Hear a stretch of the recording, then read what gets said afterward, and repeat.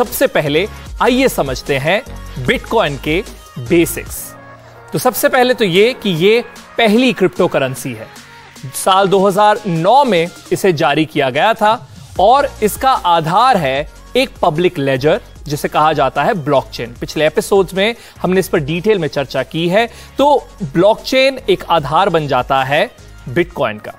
उसके अलावा सबसे बड़ा पॉइंट इसका यह है कि इसकी लिमिटेड सप्लाई है, यानी सिर्फ 2 करोड़ 10 लाख बिटकॉइन ही एग्जिस्ट करेंगे।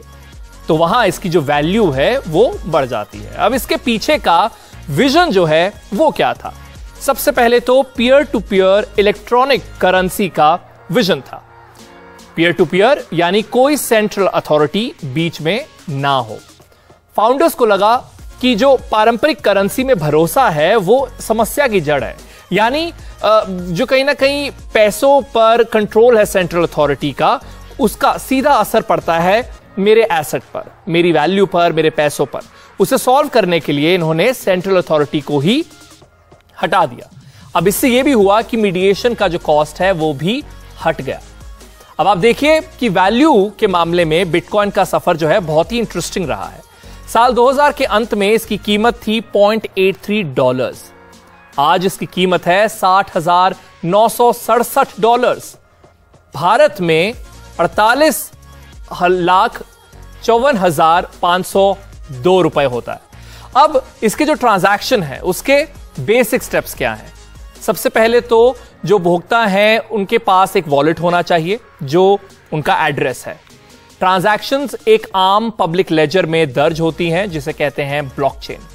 ट्रांसफर के लिए पब्लिक और प्राइवेट की का इस्तेमाल होता है। माइनर हैवी कंप्यूटिंग डिवाइसेस की मदद से ट्रांजैक्शन को ब्लॉक में ऐड करते हैं, जिसके बाद सौदे की पुष्टि होती है। बहुत ज्यादा जरूरी है कि हम इसकी खूबियों की बात करें, लेकिन साथ ही साथ जो खामियां हैं वो भी आपके साथ शेयर करें। और आखिर में अब उसी की बात कर लेते हैं, इसके फायदे और नुकसान की। सबसे बड़ा फायदा यह कि भारी मुनाफे की संभावना है। अब गौर फरमाइएगा इस शब्द पर, संभावना, पॉसिबिलिटी है। डबल स्पेंडिंग नहीं होती, यानी डिजिटल कैश सेटअप में एक कॉइन 2 बार यूज होने की संभावना होती है, लेकिन इसका स्ट्रॉन्ग टेक यह होने नहीं देता। वहीं लेन देन बॉर्डरलेस है, यानी उसकी कोई सीमा नहीं है। लेकिन बहुत जरूरी है कि इसकी खामियां जो हैं वो भी आपके साथ शेयर की जाएं, और सबसे बड़ी खामी यही है कि ये वॉलेटाइल बहुत ज्यादा है। इसमें उतार चढ़ाव जो है बहुत ज्यादा देखे जाते हैं। उसके अलावा अवैध कामों के लिए इसका इस्तेमाल हो सकता है। और आखिर में ये अनियंत्रित है, यानी ये रेगुलेटेड नहीं है। तो बेसिक्स आपने समझ लिए।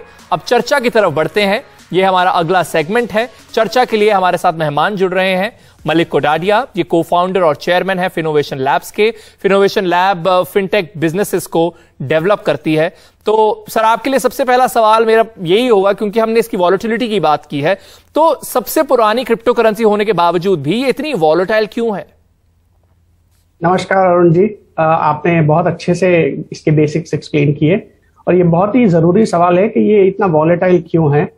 अब इसको मैं 2 हिस्सों में समझाने की कोशिश करता हूं हमारे दर्शकों के लिए। एक तो ये है कि आप किसी भी एसेट क्लास या इक्विटी या सिक्योरिटी को देख ले, मार्केट में जो ट्रेड होता है, उसका दाम बेसिकली एक बहुत ही सिंपल और सिंगल फैक्टर पे डिपेंडेंट होता है, डिमांड एंड सप्लाई, राइट। कितने लोग उसको खरीदना चाहते हैं, कितने बेचना चाहते हैं। और उसका मतलब ये है कि जितने ज्यादा उसके खरीदार और रादर मालिक है या लोग जो उसको ओन करते हैं सिक्योरिटी को, जितने ज्यादा पार्टिसिपेंट्स है, उतनी कम वो सिक्योरिटी वॉलेटाइल होती है। अगर आप इस कॉन्टेक्स्ट में बिटकॉइन को देखें तो जिस तरह से ये बिटकॉइन आई थी, जो आपने समझाया कि ये बेसिकली माइनर्स ने, मतलब माइनिंग करके, इसको इलेक्ट्रॉनिक माइनिंग करके माइनर्स ने इसको शुरू में कमाई थी, जब इसकी वैल्यू $1 से भी कम होती थी।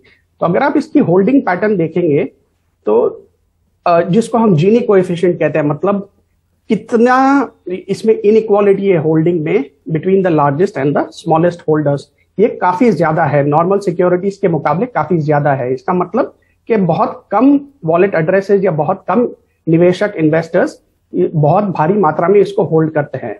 तो इसका सीधा सीधा आउटकम ये होता है कि चलो, मतलब जब भी कोई ऐसा बड़ा प्लेयर मार्केट में आता है बेचने के लिए, जिसको हम वेल्स कहते हैं या बड़ी मछली कहते हैं, तो अपने आप एक बड़ी अमाउंट मार्केट में आती है, जिसकी वजह से इसकी वॉलेटिलिटी नॉर्मल इक्विटीज वगैरह के मुकाबले ज्यादा होती है। अभी तक के जो प्राइस ट्रेंड्स हैं उसमें आप कोई पैटर्न देखते हैं? देखिए, मैं बहुत साफ साफ कहना चाहता हूं कि ना तो मैं इन्वेस्टमेंट एडवाइजर हूं, ना मैं खुद इसमें स्पेक्युलेट करता हूं। तो मैं जो भी प्राइस ट्रेंड्स देखता हूं वो लॉन्ग टर्म और शॉर्ट टर्म में चार्ट्स के बेसिस पे देखता हूं। अगर आप चार्ट को स्टडी करेंगे, जिसको हम टेक्निकल चार्ट्स कहते हैं, तो इसमें हमको अभी तो एक करेक्शन वेव चल रहा है, बट जो लोग टेक्निकल चार्ट समझते हैं तो ये 5th वेव अभी आना बाकी है। मतलब इसमें एक और ऊपर का लेग अभी बाकी लगता है चार्ट्स को देखकर। मगर जैसे आपने कहा कि ये काफी वॉलेटाइल करेंसी है, तो शॉर्ट टर्म में या मीडियम टर्म में क्या होता है इसको कोई भी बिल्कुल श्योरिटी से तो प्रेडिक्ट नहीं कर सकता, मगर लॉन्ग टर्म में ये ऊपर जाना काफी संभव है। जी मलिक जी, एक और चीज बताइए, अभी हाल ही में एक मेगा डंप जो है वो देखा गया और यूजर्स को काफी झटका भी मिला था, तो उसके पीछे आप क्या देखते हैं वजह? देखिए, इसके लिए तो सीधी सीधी बात है, हम कहते हैं इसीलिए क्रिप्टो में invest at your own risk. ना तो ये पहली बार हुआ है, ना ये आखिरी बार होगा। और अगर इसको फेयर तरह से देखा जाए तो ना सिर्फ ये बिटकॉइन में होता है, काफी और सिक्योरिटीज में भी होता है, इतना ज्यादा नहीं होता। बेसिकली जिसको हम लेवरेज पोजीशन को अनबाइंडिंग कहते हैं, मतलब अगर आप $1 या ₹1 में 10 का माल बेच रहे हैं, तो अगर आप वो मार्जिन कॉल नहीं मीट कर पाते हैं तो लेवरेज पोजीशन अनवाइंड होती है। इसको थोड़ा सा टेक्निकली समझाया जाए तो ऐसा लगता है कि ये जो मेगा डंप हुआ था वो शायद इसकी वजह से हुआ है, बट हो सकता है कि कोई लार्ज वेल ने आके, कोई बड़ी मछली ने आके इसको बड़े लॉट में बेचा है, तो कॉम्बिनेशन भी हो सकता है।